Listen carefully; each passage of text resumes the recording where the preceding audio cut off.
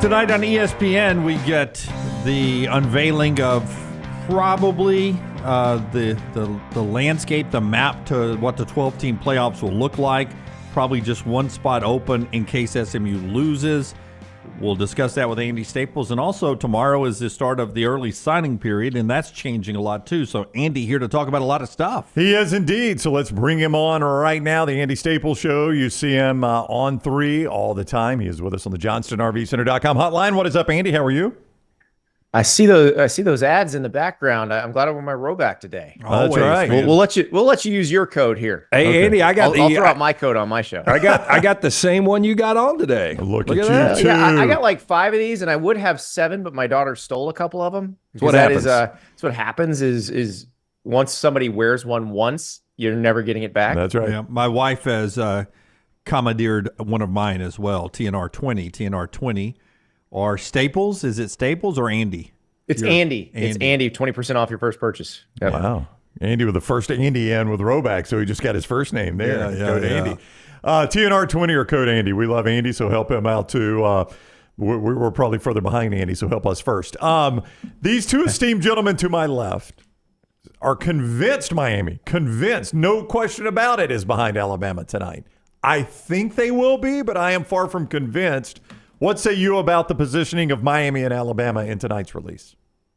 I think they will be too. And I feel like it's a cluster of 4 guys that we're talking about here. We're talking about Alabama, Ole Miss, South Carolina, and Miami. And I don't really like the order that I just said is what I'm pretty sure it's going to be. So that would be Alabama, Ole Miss, South Carolina, Miami. Yeah. But I'm a little interested in like what happens with South Carolina, because South Carolina's lost head-to-head to Alabama and to Ole Miss, but they're kind of the hottest team in the country. They just beat the team that the committee had at number 12 on the road. That's Clemson. So do they move them up or do they leave them behind there? Because they had that cluster last week. Alabama was 13, Ole Miss is 14, South Carolina was 15, and presumably they're all moving up ahead of Clemson, which lost, and ahead of Miami. I think ahead of Miami, which lost. You could throw Miami somewhere in the middle of that and say they've been a good team all year. The 2 losses aren't egregious, because I think you look at the Georgia Tech game and you're like, well, losing to Georgia Tech's not that bad. And Syracuse is a 9-win team. So I think Alabama's going to be ahead of Miami if we get back to the original question. I actually think that entire SEC cluster is going to be ahead of Miami. Wow. Yeah, I just think, Andy, I think Bama always gets the benefit because brand does mean something. And I think even if Alabama was in South Carolina's situation, I know this sounds crazy, but if Alabama was that hot right now and had lost to South Carolina and Ole Miss, and they all had identical records, the Alabama brand is so much bigger, and the argument from the committee or whoever put them in would be they're the hottest team in football. Nobody wants to see them right now. So I think either way, Alabama got in. I think the hypothetical, I don't think that's what would happen. I think if Alabama had lost the head-to-head in those, that the head-to-head winner would get the nod. Where I think Alabama benefits right now is if you look at the committee through its history, it is leaned on these predictive power rankings like the FPI or the Sagarin ratings or the Massey ratings. And those were also kind of like the computer ranks that the old BCS used to use. Those are also the ratings that line makers use. Now they make their own, but that's the kind of rating a line maker uses to make the line in the game, which is why you always see Alabama favored, even when you're like, wait, why are they favored? Ohio State gets this too. Recruiting rankings are factored into these. And I think that's why Alabama and Ohio State tend to get the benefit of the doubt in those. Texas and Georgia, you see getting the benefit of the doubt in those situations too. So I think that's why I'm predicting Alabama would be the last at-large team. Even if SMU loses to Clemson, I think Alabama would be the last at-large team in the playoff, because I think they are so reliant on that one metric. And Alabama, like ESPN's FPI, Alabama's number 4. So they're not even in the conversation of where they really are, which is, somewhere 11, 12, 13. See, I was of the belief that an SMU loss would steal the bid from Alabama, but you answered my question there. When it comes to those analytics, I've always thought the committee favors quality wins over how good your loss is. Is it always quality wins with this committee? It seemed to be over the years. Like you look at, I'll go back to one that drove people nuts is when they put Ohio State in over Penn State in 2016, and Penn State had beaten Ohio State. Penn State had won the Big Ten. Penn State had another loss previously in the season to Pitt. So they said, well, no, they're a 2-loss team. So they don't. But the real reason they put Ohio State in, because they wouldn't have if Ohio State hadn't, that was the year they beat Oklahoma in Norman. And so they had that. And then they had some other, like Michigan was really good that year and they'd beaten Michigan. So they had those, and Penn State had lost to Michigan that year. So I think the quality win factor is big. And that's where, like, Tennessee has that Alabama win. They're feeling completely safe right now. That's why I think Ohio State is going to wind up being ranked ahead of Tennessee tonight, is because they've beaten 2 teams that are going to be in the playoff. Like Ohio State beat Penn State on the road. They crushed Indiana. They're the only team right now that has 2 wins against teams that are in the playoff. Andy Staples is with us at Andy_Staples. If you had to pick an underdog, and they're not very big underdogs. I mean, we're talking a couple of points. See, all these spreads are tight. Yeah, it's going to be, I mean, it shapes up to be a very competitive championship weekend. But if you had to pick one in one of these major games, which one would you go with?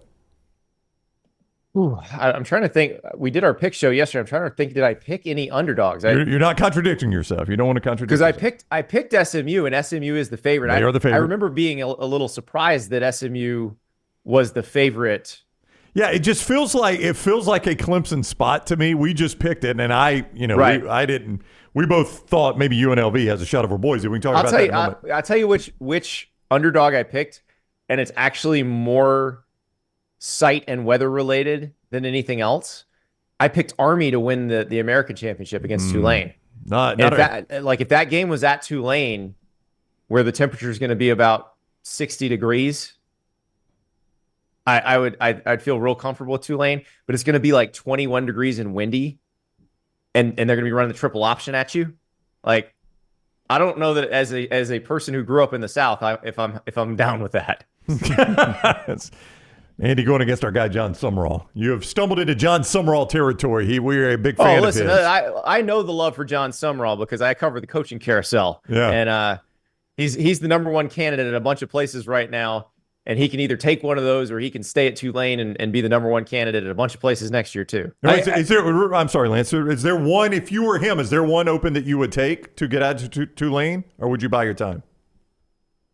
I think you could have the choice of about 3 SEC jobs next year. Yeah, that's what I would think. Yeah, I would wait it out. But I also think there's a chance he goes to North Carolina, because North Carolina is a place where if you're Jon Sumrall, especially if you are him, you can probably get them in the ACC championship game every few years. And they don't want national titles. They'd like national titles. But if you can get them in the playoff, they're happy. Auburn, if that were to open, you got to win national titles. Florida, if that opened, you got to win national titles. The other thing about North Carolina with Sumrall that I find interesting is the last time North Carolina had a functional defense was when Butch Davis coached there. Like, imagine North Carolina with a good defense, because they've been able to recruit offensive players great. They've always had a quarterback. Like, they still will always have a quarterback. If they suddenly had a defense, that's a pretty formidable team. Yeah, I think North Carolina can be a really good job in the ACC, but I also think, and I was going to ask you this, could you make an argument that Central Florida could actually be a better job than North Carolina? I still think you'd pick the ACC, and especially the Tiffany ACC program, which, by the way, if realignment ever breaks out again, like if something happened to the ACC, North Carolina is fine. Yeah. North Carolina would be the belle of the ball between the Big Ten and the SEC. So that is, if you're taking the long view on that, you would pick North Carolina solely because of that. Now, UCF, in terms of path to the playoff right now, I think is in a good spot. You can recruit well to there. They're very excited. The one thing about UCF that you don't have that you'd have at, say, in North Carolina is UCF is a really young school. So they don't have the kind of big donors that most of these other schools have, just because they don't have as many older graduates. Like they're a few generations behind on that. Yeah, I agree with you about North Carolina's future.